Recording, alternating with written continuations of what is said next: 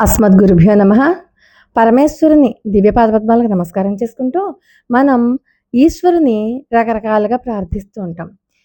ఎన్నో రకాలైనటువంటి కోరికలు కోరతాం. అసలు నిజానికి పరమేశ్వరుని ఎలా ప్రార్థించాలో మనకి గనక తెలిస్తే అసలు మిగతా కోరికలేమీ కోరవలసిన అవసరమే ఉండదు.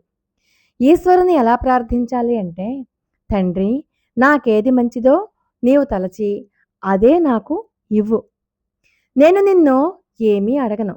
ఎందుకంటే అది మంచిదో, చెడ్డదో ఆలోచించే శక్తి నాకు లేదు. అన్నీ తెలిసిన వాడివి నువ్వు. ప్రపంచమే నీది. నా కష్టాలని, బాధలని కూడా నీ పాదాల దగ్గర విడిచిపెడుతున్నాను. అదే నాకు మంచిది. కాబట్టి ఓ ఈశ్వరా, నాకు ఏది మంచిదో, ఏది చెడ్డదో అది నువ్వు చూసి నాకు అదే ఇవ్వు. ఓం నమః శివాయ.